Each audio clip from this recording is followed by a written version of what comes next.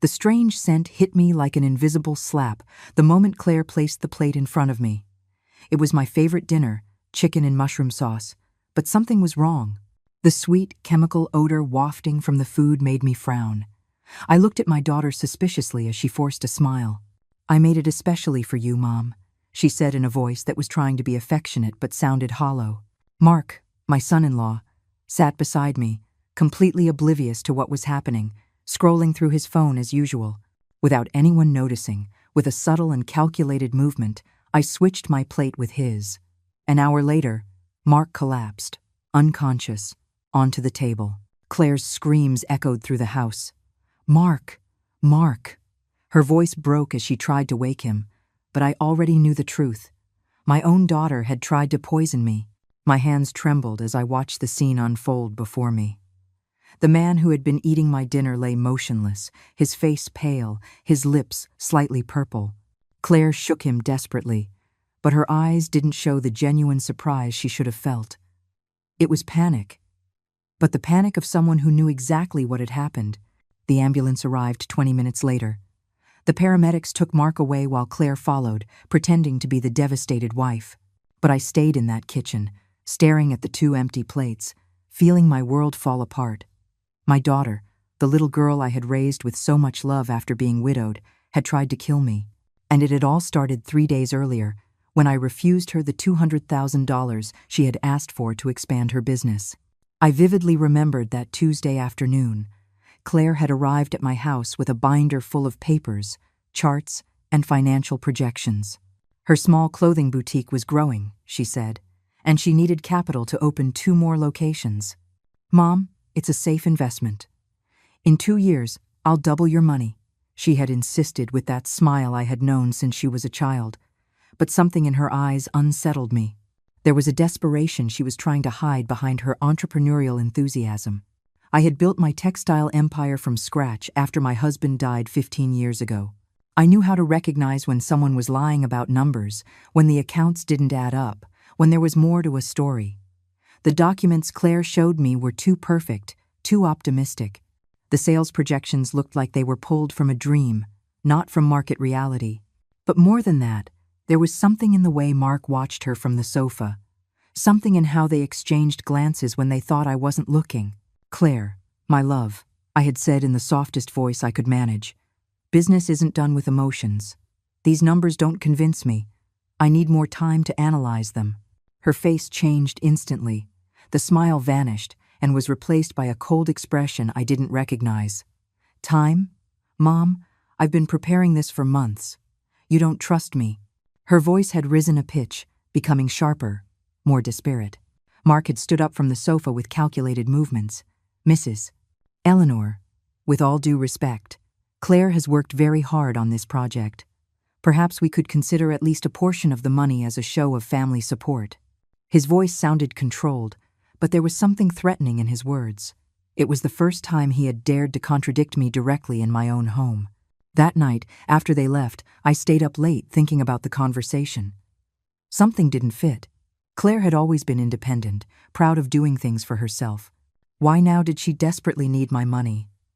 Why was Mark so involved in pressuring me? I decided to do a little investigating on my own. The next day, I called my trusted accountant, David, who managed all my investments. "David, I need you to discreetly investigate the financial situation of Claire's boutique," I said. "Something doesn't smell right." David had been my right hand for years. He knew my instincts and never questioned my decisions. "Mrs. Eleanor, I'll have news for you in 2 days." While I waited for the results of the investigation, I observed my daughter and Mark more closely. They came to visit me every day, which was unusual for them.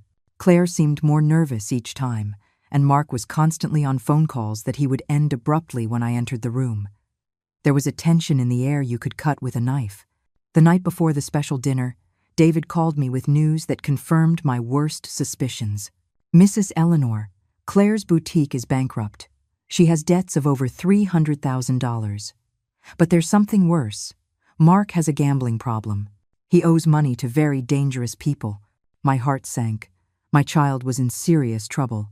Now, sitting in that kitchen after they had taken an unconscious Mark away, it all made sense. They didn't want the money to expand the business. They needed it to save their lives. And when I said no, they decided to take a desperate measure. My own daughter had tried to kill me to inherit my fortune. The love I had felt for her for 37 years transformed into a mixture of horror and betrayal that burned inside me. Claire returned from the hospital 3 hours later, her eyes red and her makeup smeared.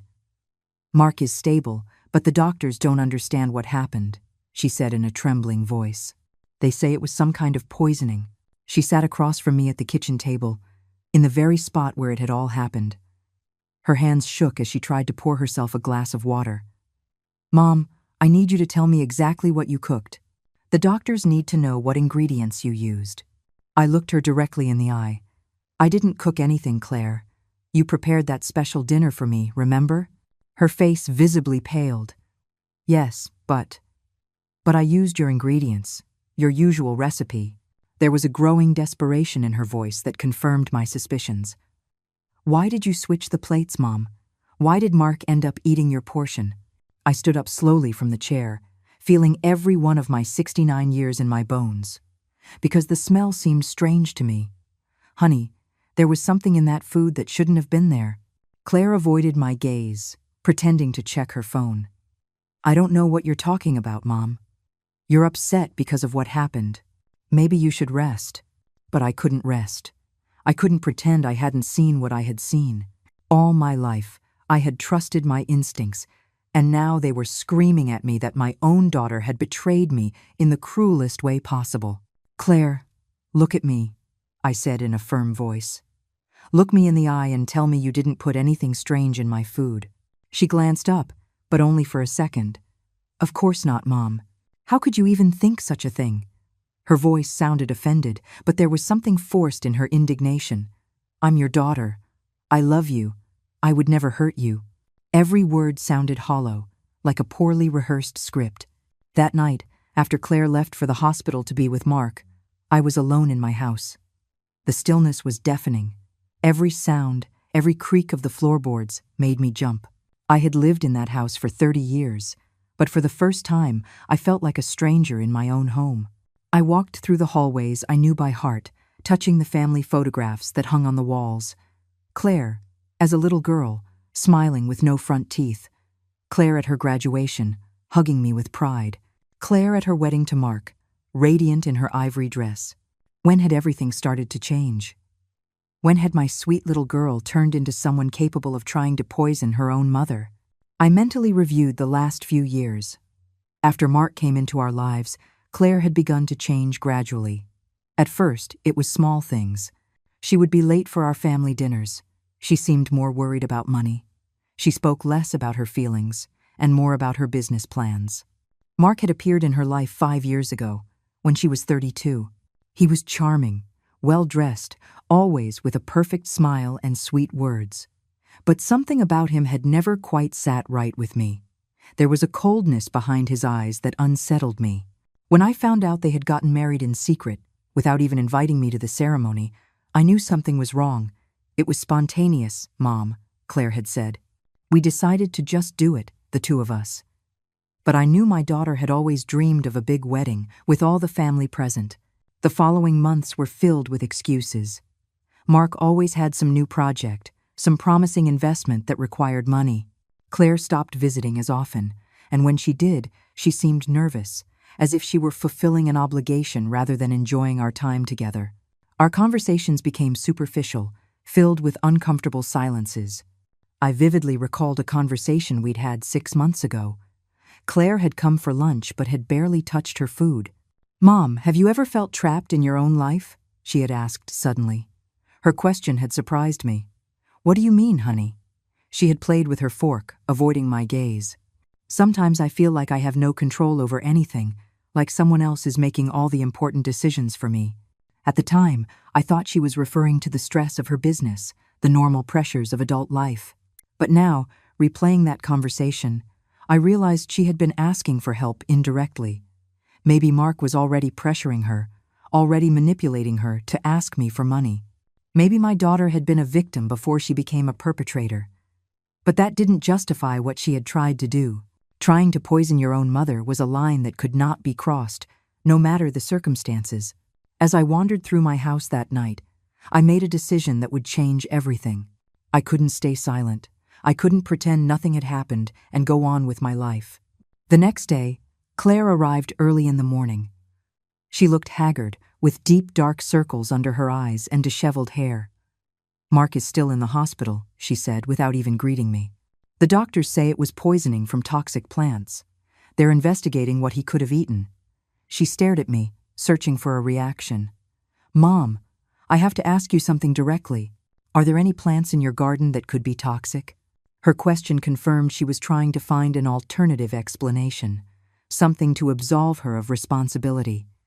"Claire, I don't have any toxic plants in my garden. I've been tending to the same flowers and herbs for decades.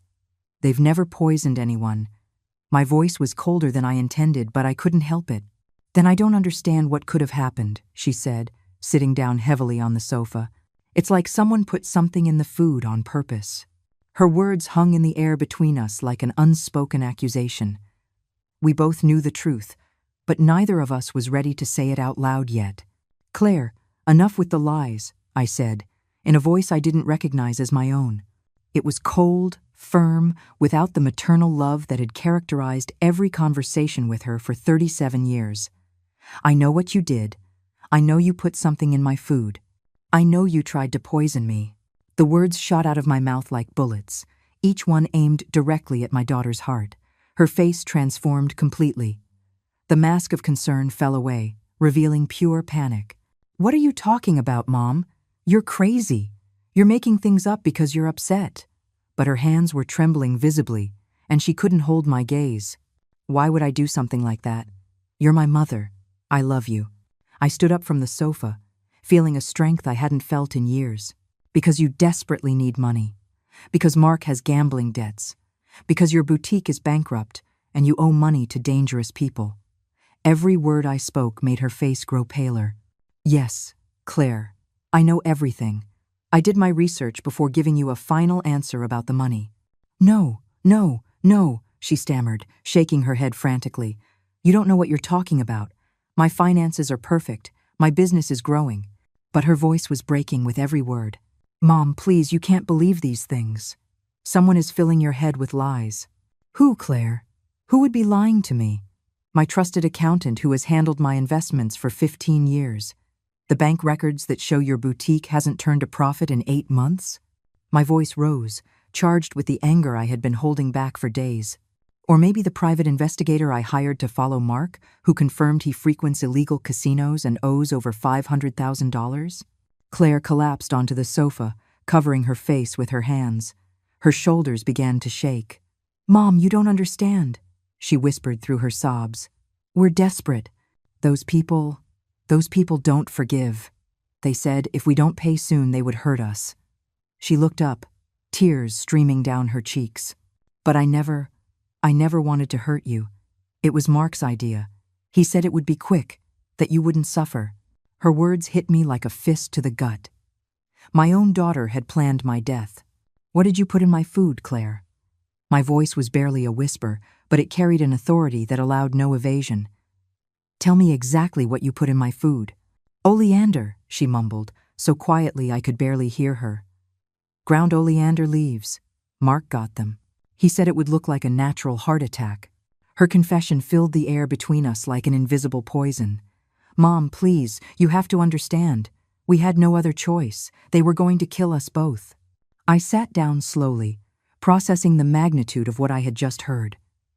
My daughter had planned to kill me with oleander, one of the most toxic plants in existence. "And then what, Claire? After you killed me, what was supposed to happen?"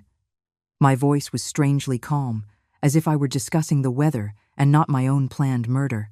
"We were going to inherit everything," she said, avoiding my eyes. "The house, the company, the investments. It was enough to pay off the debts and start over." She paused, as if realizing how monstrous her words sounded. "But Mom, I swear I didn't want to do it." "Mark pressured me. He said it was the only way to save us." "Mark pressured you?" I repeated, feeling rage build in my chest. "Claire, you are a grown woman. No one can pressure you into murdering your own mother." I stood up abruptly, walking to the window to put distance between us. Do you know what this means? Do you know what you've just confessed? Claire stood up too, approaching me with hesitant steps. Mom, please, you can't tell anyone. If you call the police, Mark and I will go to jail. And those dangerous people? They'll still be after us. Her hands reached for my arm, but I pulled away sharply. Please, we can find another solution. Lend me the money and we'll go far away. You'll never have to see us again. Lend you the money? My voice rose several octaves. After you tried to kill me? After you planned my death as if it were a business transaction? I spun around to face her directly. Claire, are you hearing yourself? Do you hear how absurd your request is? Mom, I'm your daughter, she said, her voice breaking. I'm the only thing you have in this world. If you turn me over to the police, you'll be completely alone. Her words were a mix of pleading and emotional threat. Do you really want that? Do you want to spend your last years with no family, knowing you destroyed your own daughter's life? Her emotional blackmail wounded me deeply, but it also filled me with a clarity I hadn't felt in days. Claire, you destroyed our relationship the moment you decided to poison me. I am not responsible for the consequences of your actions. I walked to the front door, pulling it wide open. I want you out of my house. Now. What are you going to do? She asked, panic evident in her voice. Are you going to call the police? Are you going to destroy your own family for revenge? She moved toward the door but stopped before leaving. Mom, think carefully. Once you make that decision, there's no going back. You'll lose us forever. I already lost you, I replied with a sadness that cut me to the bone. I lost you the moment you decided my death was an acceptable solution to your problems. I pointed outside. Leave, Claire. Leave before I do something we'll both regret. She stood on the threshold for a moment that felt like an eternity. Mom, if you do this, you'll be signing my death warrant. Those people don't forgive.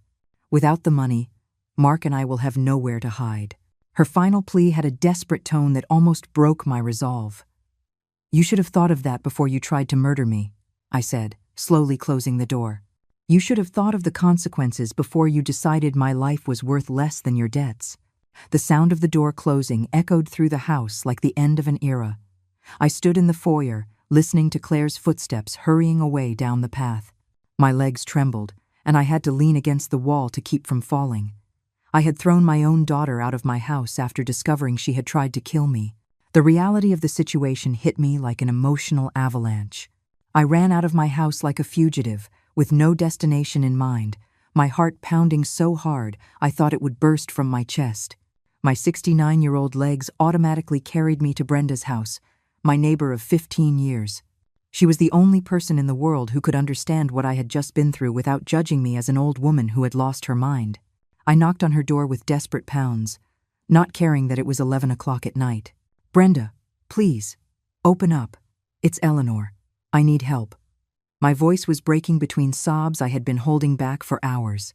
When she finally opened the door, dressed in her purple robe with her hair in curlers, her expression immediately shifted from surprise to motherly concern. Eleanor? What happened, dear? She asked, pulling the door open wide. You're trembling. Come in right now. Her warm hands guided me to her living room, where she sat me on her favorite sofa while she prepared chamomile tea with quick, efficient movements. Brenda, you're not going to believe what just happened to me, I said, accepting the steaming mug in my trembling hands. My own daughter tried to poison me. Claire wanted to kill me for money. The words poured out like a flood I had been holding back for days. And when I confronted her, she confessed everything. She told me they put oleander in my food. Brenda sat across from me, taking my hands in hers, her honey-colored eyes filled with genuine horror. What are you saying, Eleanor? Claire tried to poison you? Her voice was barely a whisper, as if speaking louder would make the situation even more real. Tell me everything from the beginning. Don't skip a single detail. Over the next hour, I recounted everything. The request for money, my suspicions, the special dinner, the plate swap, Mark collapsing, Claire's confession. Brenda listened in silence, nodding occasionally, her expression growing graver with every word I spoke. Eleanor, this is much more serious than you think, she said finally, getting up to pace the room. If Claire was capable of trying to poison you once, she could try again. Now that she knows you know the truth, you're a danger to her. She stopped in front of me, her arms crossed. You can't go back to your house alone. It's too dangerous. But what am I going to do, Brenda? I asked, feeling the weight of the situation crushing me. She's my daughter. In spite of everything, she's still my daughter. I can't just turn her over to the police. My tears fell into the teacup, mixing with the warm liquid. All my life I loved her, protected her, cared for her. How could it come to this? Brenda sat beside me, wrapping her arms around me in a hug I hadn't received in years. Honey, listen to me carefully. A mother's love doesn't mean you have to let them kill you. Claire made a terrible choice, and now she has to face the consequences. Her voice was firm, but warm. You didn't turn her into a murderer. She chose that path. But I'm so alone, Brenda. I sobbed against her shoulder. Claire is all the family I have left. If I report her, I'll be completely alone in this world. The reality of my situation hit me like an avalanche. I have no one else, no other children, no siblings. My parents died decades ago. You're not alone, she said with a determination that surprised me. You have me, and we are going to get through this together. She pulled away to look me directly in the eyes. Eleanor, for 15 years you've been more than a neighbor to me. You're the sister of my heart, and I am not going to let your own daughter hurt you. Her words touched me deeply. For all these years, I had been so focused on my relationship with Claire that I hadn't realized I had someone else who truly cared about me. But what can we do? I don't have concrete proof. I only have her confession, and she could deny everything. We have to be smart, she said, getting up to grab a notebook and a pen. First, we need to document everything that happened. Every detail, every conversation, every piece of evidence we have. She started writing as she spoke. Second, we need to protect you. You cannot be alone until we sort this out. Do you really think she would try to hurt me again? I asked, though deep down I already knew the answer. I mean, she knows that I know everything. It would be too obvious if something happened to me now. Brenda looked at me with a seriousness that chilled me to the bone. Eleanor, when someone crosses the line of trying to kill their own mother, we can no longer predict what else they are capable of. Claire is desperate, and desperate people make irrational decisions. She closed the notebook and sat across from me. Besides, from what you told me, she owes money to dangerous people. If she can't get your money the easy way, she might try to get it the hard way. The night passed slowly. Brenda insisted I sleep at her house, and for the first time in days, I felt safe. But sleep didn't come easily. Every time I closed my eyes, I saw Claire's face confessing she had tried to poison me. I saw the fake smile as she served me that special dinner. I saw years of manipulation I had ignored out of motherly love. At 6 a.m, Brenda was already up making breakfast. You got some sleep, but not enough, she said, serving me black coffee and toast. Today we have to make some important decisions. We can't let ourselves be paralyzed by fear or guilt. What do you propose? I asked, grateful for the normalcy of a morning routine after the nightmare of the previous night, because honestly, I don't even know where to begin. I never thought I'd be in a situation like this. First, we're going to go to your house together so you can pack some things, she said, sitting across from me with her own cup of coffee. But we are going to be very careful. If we see any sign that Claire or Mark are nearby, we leave immediately. She took a sip of coffee before continuing. Second, we need to talk to someone who can help us legally. A lawyer, maybe the police. And if Claire was telling the truth about the dangerous people? I asked, feeling fear wash over me again. What if by reporting her, we're really sentencing her to death? The maternal guilt I had carried my whole life intensified. Brenda reached her hand across the table and took mine. Eleanor, listen to me very carefully. Claire and Mark created this situation. You are not responsible for the consequences of their choices. Your job as a mother does not include allowing them to murder you to save your daughter from her own mistakes. We returned to my house at 10 a.m, with Brenda walking beside me like a protective bodyguard. Her steps were decisive, and her eyes constantly scanned the surroundings for any sign of danger. If we see Mark's car or anything suspicious, we leave immediately. She reminded me for the third time as we walked up the path to my front door. The house felt different when we entered. It wasn't just my imagination. There was a heavy atmosphere, as if the walls themselves had absorbed the betrayal of the previous night. Brenda walked straight to the kitchen, while I stood frozen in the foyer, paralyzed by the memories of everything that had happened in these rooms. "Eleanor, get in here right now," Brenda yelled from the kitchen. Her voice had an urgency that made me run towards her. "Look at this. Look what I found." She was standing in front of the sink, holding something in her hands with a kitchen towel. It was a small glass jar, the kind used for spices, but it was labeled with handwriting I recognized immediately. It was Claire's calligraphy. "Ground oleander," the label read. Brenda held it carefully, avoiding direct contact. I found it hidden behind the other spices.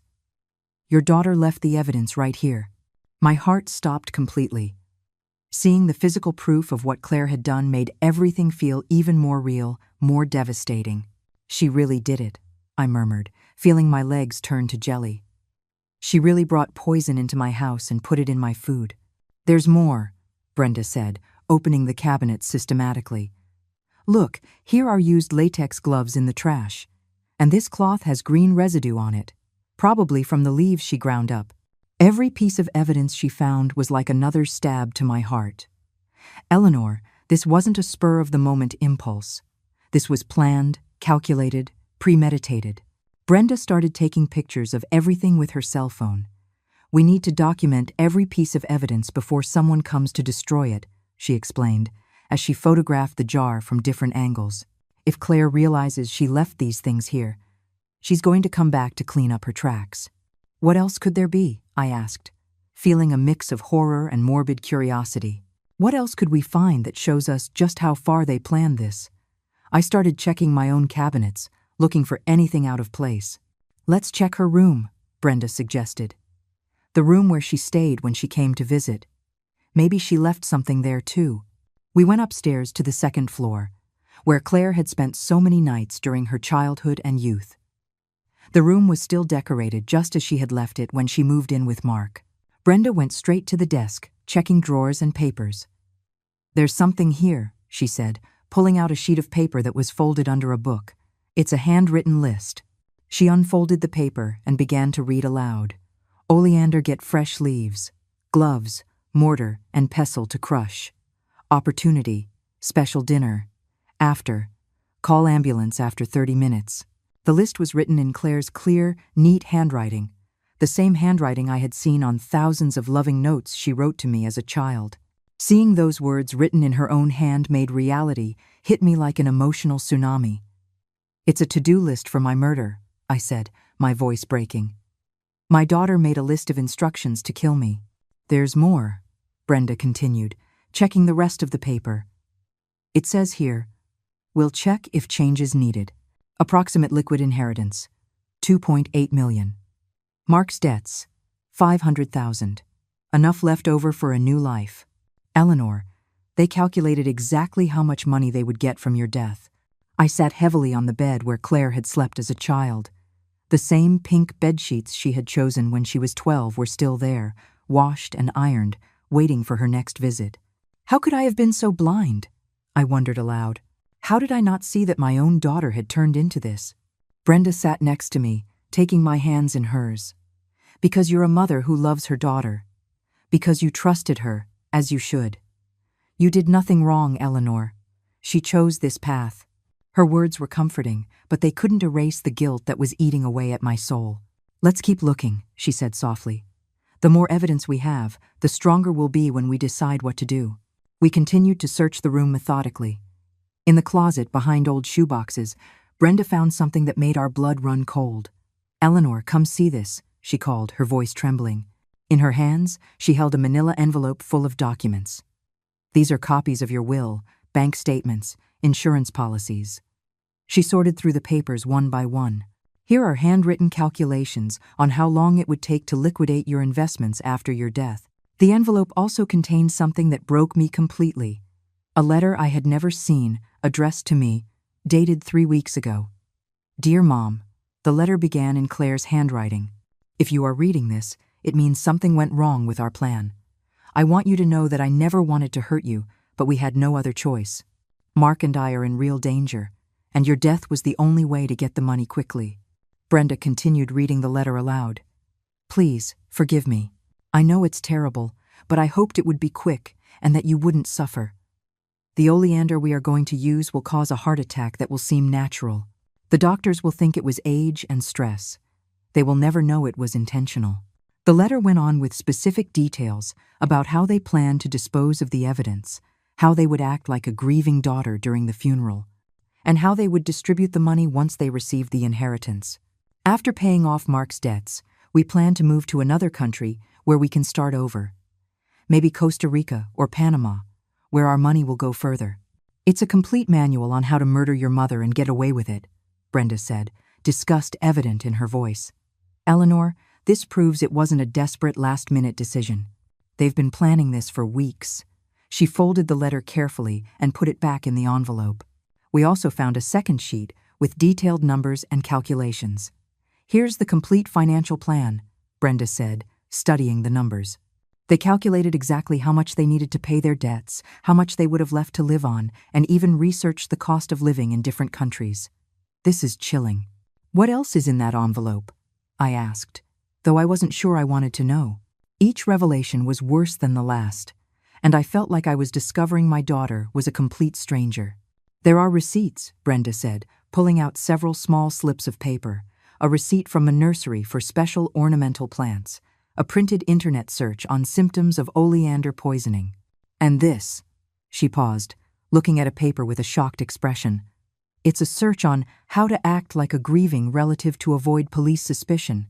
The room was spinning around me. My daughter had not only planned to kill me, but had meticulously researched how to fake her grief over my death. "How could she have become this?" I murmured, feeling nauseous. "At what point did the sweet girl I raised turn into a calculating murderer?" "I don't know, Eleanor," Brenda answered with brutal honesty.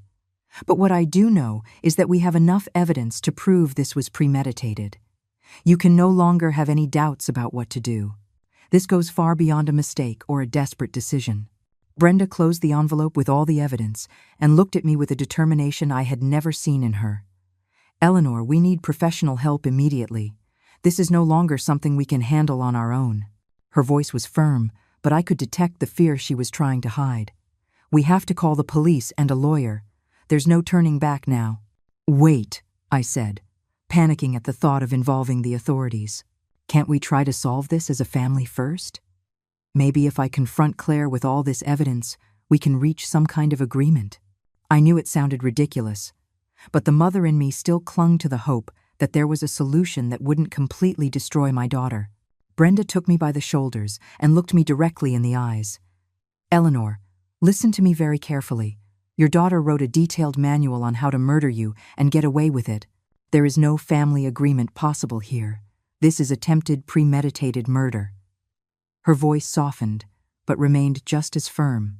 "If we don't do something now, the next time, she won't accidentally switch the plates. The next time, she'll make sure there are no mistakes." We went downstairs in silence, each lost in our own thoughts. When we reached the kitchen, Brenda started making phone calls. "Hello, I need the number for a criminal defense attorney who can handle an emergency," she said into the phone while I stood like a statue, still processing everything we had discovered. The lawyer we found, Mr. Roth, arrived at my house 2 hours later. He was a man in his 50s with gray hair and a serious expression that inspired confidence. "Mrs. Eleanor," Brenda briefly explained the situation to me over the phone. "You can tell me everything from the beginning." He sat in my living room with a legal pad, ready to take detailed notes. I recounted the entire story one more time. The request for money, my suspicions, the research I did on their finances, the special dinner, the plate swap, Claire's confession, and finally, all the evidence we had found that morning. Mr. Roth took notes constantly, asking specific questions about dates, times, and details. "This is very serious," he said when I finished my story. "We have physical evidence of the poison, written documents proving premeditation, and a direct confession from the accused." He closed his notepad and looked at me gravely. "Mrs. Eleanor, This constitutes attempted murder in the first degree. Your daughter could face between 15 and 25 years in prison. The lawyer's words hit me like a sledgehammer. 25 years, I repeated, my voice breaking. My daughter could spend the rest of her life in prison. The reality of the legal consequences completely overwhelmed me. Isn't there some way to reduce the charges? Some way for this not to completely destroy her life? Mr. Roth looked at me with professional compassion. Ma'am, I understand she is your daughter, but we have to be realistic.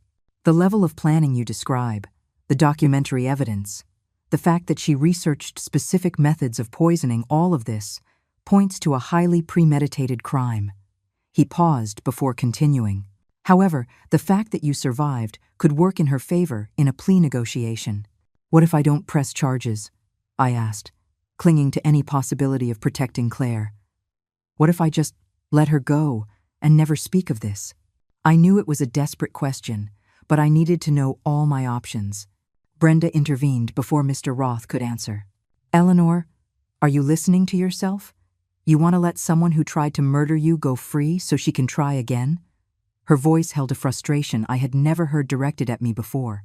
And what about the next person Claire and Mark decide to rob or hurt when they run out of money? Mr. Roth nodded grimly. Brenda is right. Furthermore, legally speaking, now that we have knowledge of a crime, we are obligated to report it. If we don't, we could become accessories after the fact. He looked at me directly. Mrs. Eleanor, I understand this is devastating, but you have no legal choice here. We have to involve the authorities. What would be the next step? Brenda asked, taking control of the situation when she saw I was too overwhelmed to continue. What exactly do we need to do to proceed correctly? First, we need to preserve all the evidence, Mr. Roth explained. We can't touch anything else without gloves. We need the police to come and document the crime scene properly. He took out his cell phone. Second, we need to file a formal report. Third, we need to get a restraining order against Claire and Mark to protect Mrs. Eleanor. The word crime resonated in my mind like a funeral bell. My home had officially become a crime scene. The kitchen where I had cooked thousands of meals for my family was now evidence in an attempted murder case. How long will this whole process take? I asked, feeling my normal life slipping away forever. The legal process could take months, possibly years, Mr. Roth answered honestly. But the immediate protective measures should be in place within the next 24 hours. He looked at me seriously. Mrs. Eleanor, in the meantime, you cannot be alone. It's too dangerous. Do you have a safe place to stay? She can stay with me for as long as necessary. Brenda intervened immediately. My house has a security system, and I live on a busy street. It will be harder for Claire to try anything there. Her offer filled me with gratitude and relief. Mr. Roth began making the necessary calls. First, he called the police to report the crime and request they come to process the scene. Then he called the courthouse to begin the process for the restraining order. The police will be here in an hour, he informed us. They'll need to take formal statements from both of you and professionally photograph all the evidence. What's going to happen when they arrest Claire? I asked, feeling the reality of the situation become more concrete with every step we took. Are they going to show up at her house with sirens and handcuffs? Is it going to be public? Will she be on the news? It depends on how the police proceed, Mr. Roth explained. They might call her to turn herself in voluntarily, or they might go to arrest her directly. Given the level of premeditation, they will likely opt for a direct arrest. He paused. As for the media, we will try to keep this private, but I can't guarantee anything once it goes to court. The idea of the situation becoming public terrified me. People are going to know that my own daughter tried to kill me. The shame and humiliation added to the pain and betrayal I already felt. They're going to think I'm a terrible mother who raised a murderer. Brenda came over and hugged me tightly. People are going to see that you are a brave victim who had the courage to do the right thing, even when it was the hardest thing in the world. Her voice was firm and comforting, and anyone who judges you for Claire's actions isn't worth your concern. When the police arrived, everything became surreal. 2 detectives, a woman named Detective Miller and a man named Detective Evans, took control of my house. They photographed everything, packed the evidence in special bags, and took detailed statements from Brenda and me. Mrs. Eleanor, Detective Miller told me after reviewing all the evidence, this is one of the most well-documented cases of attempted homicide I have ever seen. Your daughter and son-in-law are going to face very serious charges. Her tone was professional but compassionate. I know this must be devastating for you, but you did the right thing by reporting it. The arrest took place at dawn the next day. Brenda and I were having breakfast in her kitchen when my cell phone rang. It was Detective Miller. Mrs. Eleanor, we've just arrested Claire at her residence. Mark is still in the hospital under police custody.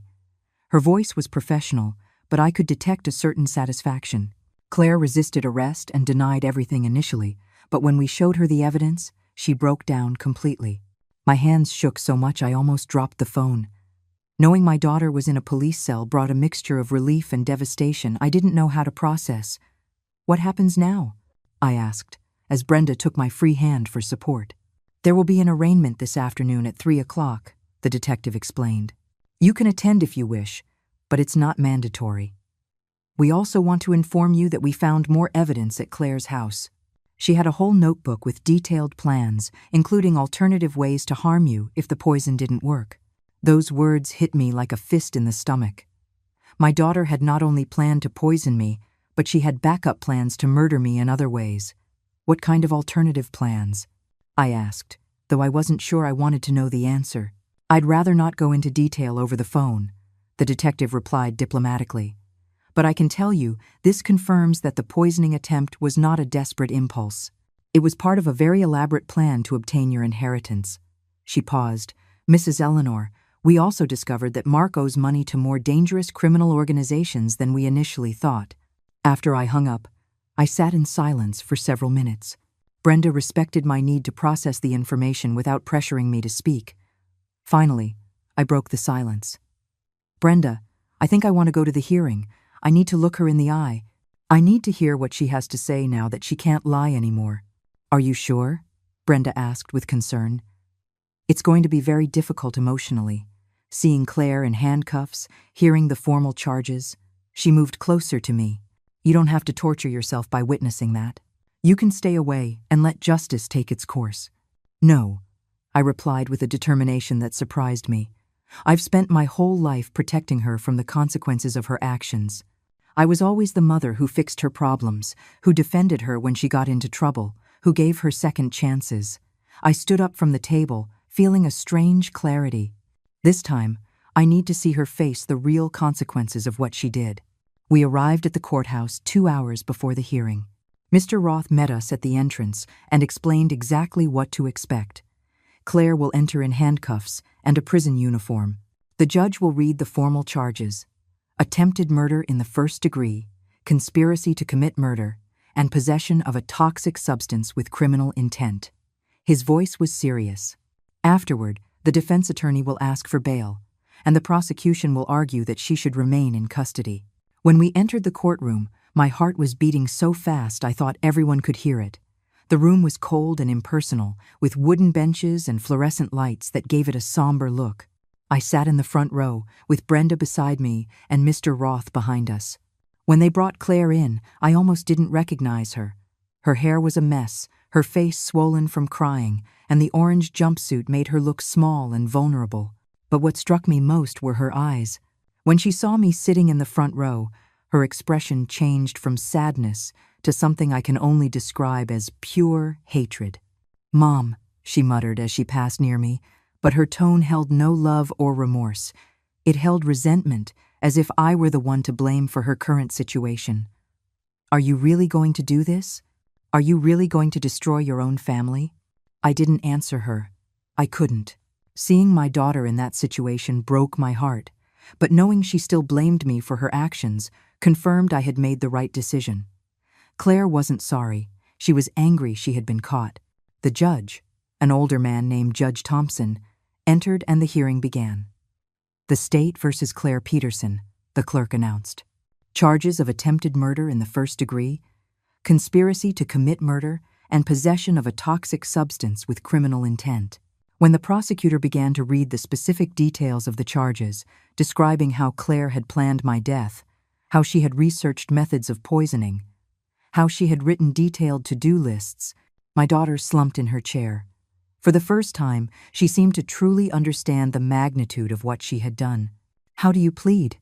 the judge asked, looking directly at Claire. Her defense attorney, a young man who seemed overwhelmed by the gravity of the case, whispered something in her ear. "Not guilty," Claire said in a barely audible voice. But as the prosecutor began to present the evidence, the jar of oleander, the letter in her own handwriting, the internet searches, her face completely fell apart.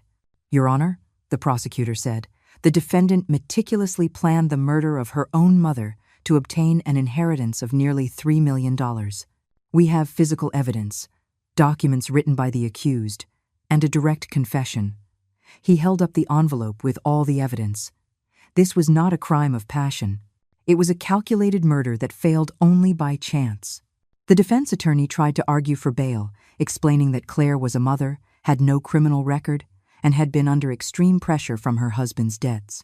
But the prosecutor countered that someone capable of planning the murder of her own mother was an extreme danger to society. "Furthermore, Your Honor," the prosecutor continued, "we found evidence that the defendant had alternative plans to murder the victim if the poisoning failed. This demonstrates a persistent determination to commit this crime." His words echoed through the courtroom like a death sentence. Throughout this legal exchange, Claire was staring at me constantly. But it wasn't the look of a repentant daughter asking her mother for forgiveness. It was the look of someone who felt betrayed, as if I had done something terrible to her by reporting her attempt to murder me. When the judge finally spoke, his voice filled the room with absolute authority. Given the premeditated nature of these crimes, the overwhelming evidence presented, and the fact that the victim is the defendant's own mother, I find that the defendant represents an extreme danger to the community. He looked directly at Claire. Bail is denied. The defendant will remain in custody until trial.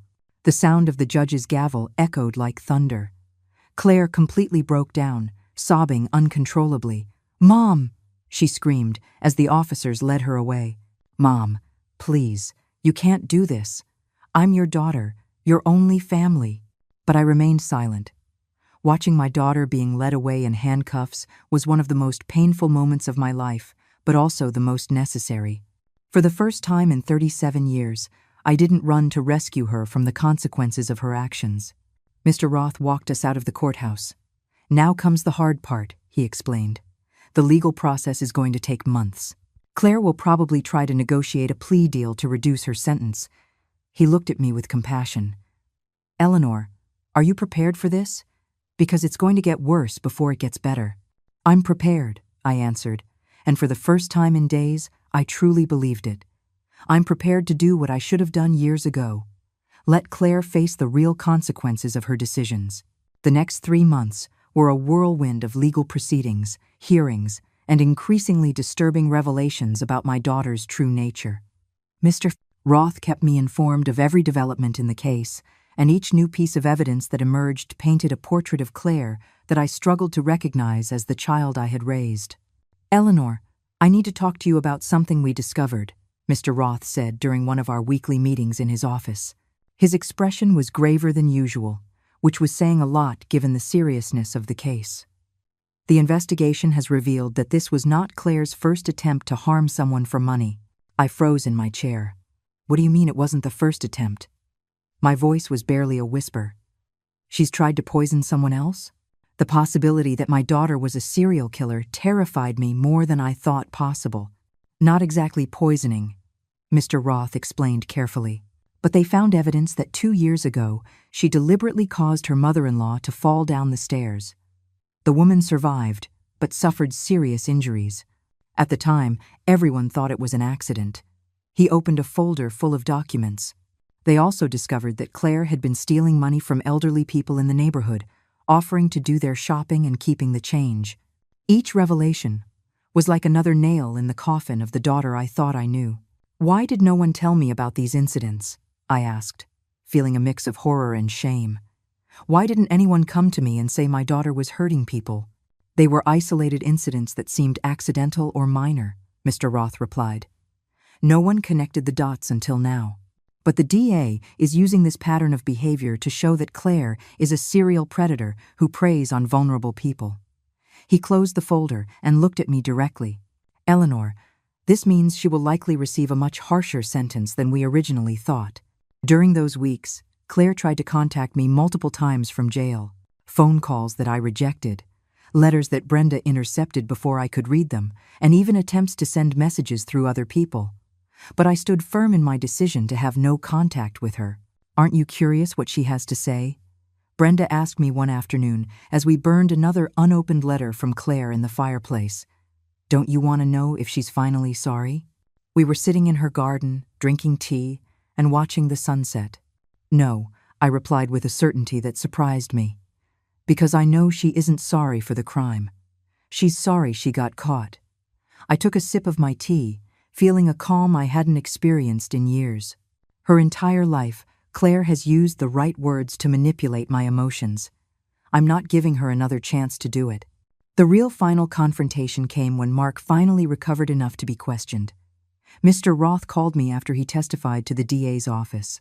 Eleanor, Mark confessed to everything, he said, his voice a mix of satisfaction and disgust, but he tried to put all the blame on Claire. He says she planned everything, and he just followed her orders out of fear. And do you believe him? I asked, though I already suspected what his answer would be. After everything I had discovered about my daughter, nothing would surprise me anymore. The evidence suggests they were both equally guilty, Mr. Roth responded. But there's something interesting. Mark says that Claire had planned to poison him too, after she killed you. Apparently, she wanted the entire inheritance for herself. The revelation left me speechless. My daughter had planned to murder both her mother and her husband to keep all the money. 2 weeks later, the moment I had been both dreading and waiting for arrived. The plea hearing. Mr. Roth had explained that Claire had decided to accept a deal with the prosecution to avoid a trial. She is going to plead guilty to attempted murder in the second degree in exchange for a sentence of 15 years without the possibility of parole, he explained. 15 years, I repeated, processing what that meant. My daughter is going to spend the next 15 years in prison. The reality of the situation hit me like an avalanche. When she gets out, I probably won't be alive to see it. It's possible, Mr. Roth admitted gently, but it's also possible that these years in prison will give her time to truly reflect on what she did. Maybe when she gets out, she'll be a different person. His optimism sounded forced, but I appreciated the attempt. The plea hearing was completely different from the first one. This time, Claire looked resigned instead of defiant. When the judge asked if she understood the charges against her, she answered with a nearly inaudible yes. When he asked if she was pleading guilty voluntarily, there was a long pause before she whispered, "Guilty." But it was during the victim impact statement that I was finally able to say everything I had been holding in for months. The judge gave me the opportunity to speak directly to my daughter before he passed sentence. I stood up slowly, feeling the weight of every one of my 69 years. I looked Claire directly in the eyes for the first time since her arrest. "Claire," I began, my voice steady. "For 37 years, I loved you unconditionally. I protected you, I defended you, and I forgave you for everything. But I cannot forgive you for planning to murder me for money." Claire began to cry, but I continued. "Don't cry for yourself. Cry for the mother you lost when you decided my life was worth less than your debts. Cry for the relationship you destroyed when you chose poison over honesty." My voice grew stronger with every word. "And cry for the woman you became, because that woman is not the daughter I raised." "Mom, please," Claire muttered, but I raised my hand to silence her. "I am not your mother," I said with a finality that surprised even me. "A daughter who plans to murder her mother has given up the right to call her mom." I turned to the judge. "Your Honor, I request that the defendant be prohibited from any contact with me during and after her incarceration. I do not want to receive letters, calls, or messages of any kind." The judge nodded gravely. "So ordered," he said, and then turned to Claire. "Miss Peterson, for the crime of attempted murder in the second degree, I sentence you to 15 years in prison without the possibility of parole. Furthermore, you are prohibited from any and all contact with the victim for the remainder of your life." The sound of the gavel was final. Claire was led away in handcuffs one more time, but this time she didn't scream my name. This time, she just went silently, and I knew it was the last time I would ever see her. A year after the trial, my life had completely changed, but in ways I never would have imagined. I sold my textile company to a corporation that had been interested in buying it for years, getting far more money than I would ever need for the rest of my life. With those funds, I bought a small but beautiful house just 3 blocks from Brenda, who had become the sister I never had. "Do you regret it?" Brenda asked me one afternoon as we drank coffee in my new kitchen. It was a question she had asked several times over the year, and my answer was always the same. "Do you regret reporting Claire?" "No," I replied without hesitation, looking out the window at my small garden where I had planted new flowers. "I regret failing her as a mother for so many years. I regret not setting boundaries when she was young. I regret not seeing the signs that she was turning into someone capable of this." I took a sip of coffee, but I don't regret stopping her before she hurt more people. Life without Claire had been surprisingly liberating. For decades, I had lived with the constant worry of what problem I would have to solve next, what lie I would have to believe, what behavior I would have to excuse. Now, for the first time in years, I slept soundly every night. "Detective Miller called me yesterday," I told Brenda, recalling the phone conversation. "She told me they arrested the people who lent Mark the money. Apparently, my report helped uncover a whole network of illegal loan sharks who were extorting families in the city." I felt a strange pride that something good had come out of this whole tragedy. Brenda smiled with satisfaction. "You see, Eleanor? By doing the right thing, you didn't just protect yourself, you protected other families who could have gone through the same thing." She reached out to take my hand. "You are stronger and braver than you think." During those months, I had also started volunteering at a help center for victims of domestic violence. It turned out that my experience with Claire had given me a unique perspective on how family manipulation can escalate to dangerous levels. "It's incredible how many women have similar stories," I remarked to Brenda after one of my days at the center. "Stories of children trying to hurt their parents?" Brenda asked, surprised. "I thought your case was unique in its horror." "Not exactly that," I explained, "but stories of family using love and guilt to manipulate and control. Adult children who emotionally blackmail their parents, who isolate them from friends, who make them feel guilty for setting boundaries." I realized how much I had learned about patterns of abuse. In my case, it went all the way to attempted murder, but the pattern of manipulation had been there for years. One afternoon, while organizing some of my belongings I had brought from the old house, I found a box full of family photos. They were pictures of Claire from a baby to an adult, capturing moments I once considered precious. Brenda found me sitting on the floor, surrounded by those memories. "What are you going to do with them?" she asked, gently, sitting beside me. She knew this decision had been weighing on my mind for months. "I'm going to keep some from when she was a little girl," I said, carefully separating the photos. "That little girl really existed, and she deserves to be remembered." I set aside the photos of Claire after the age of 20, but the woman she became, that person is not someone I want to remember. The ritual of selecting which memories to keep and which to discard was surprisingly healing. It was like separating the daughter I had loved from the woman who had tried to kill me. "You know what's the saddest part?" I asked Brenda as we burned the discarded photos in the fireplace. "That I'll probably never know the exact moment I lost her. The moment the sweet little girl turned into someone capable of planning my death." "Maybe it doesn't matter," Brenda replied, watching the flames consume the images. "What matters is that you stopped her before it was too late, and that you found the strength to choose your own life over her manipulation." 6 months later, I received unexpected news. Mr. Roth called to inform me that Claire had been attacked in prison by other inmates who had found out she had tried to kill her own mother. "She's in the prison hospital," he explained. "The injuries aren't fatal, but she's in serious condition. Legally, I have to inform you because you are technically still her next of kin." The news affected me less than I expected. "Is she asking to see me?" I asked, though I already knew what my answer would be, no matter what he said. "Yes," Mr. Roth admitted. "She says she needs to talk to you about something important related to the case. But Eleanor, you have no obligation to see her. The no-contact order is still in effect, unless you specifically lift it." "I'm not going," I said without hesitation. "Whatever she has to say, she can say it through her lawyers. I'm done rescuing her from the consequences of her actions."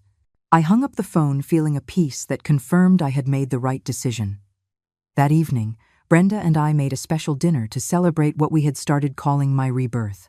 It was exactly 1 year since I had made the decision to report Claire, and I wanted to mark it as the moment I had chosen my own life over family manipulation. "You know what's most ironic?" I said to Brenda as we toasted with red wine. "Claire spent so much time trying to get my money that she never realized what was truly valuable in my life." I looked around my new home, small but filled with peace. The quiet, the safety, the ability to trust the people around me. "And real friendship," Brenda added, clinking her glass against mine. "The friendship that doesn't come with conditions or manipulations or requests for money." Her smile was warm and genuine, so different from the calculated smiles I had received from Claire for years. As we finished dinner, I realized something I hadn't articulated before. "Brenda, I think for the first time in my adult life I'm truly happy." The words came out with a surprising clarity. I'm not worried about what problem Claire will bring next. I'm not walking on eggshells to avoid triggering a tantrum. I'm not feeling guilty for things I didn't do. "You look different," Brenda observed. "You look free." And she was right. I felt free in a way I hadn't experienced since Claire was a small child. That night, before going to sleep, I wrote in the journal I had started keeping after the trial. "Today marks 1 year since I chose to save my own life. 1 year since I decided I deserved to live without fear, without manipulation, without having to buy love with money or silence.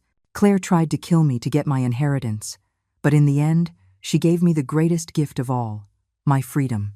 I closed the journal and looked out the window toward Brenda's house, where I could see a light on in her kitchen. I knew that if I needed her, I just had to walk across the street.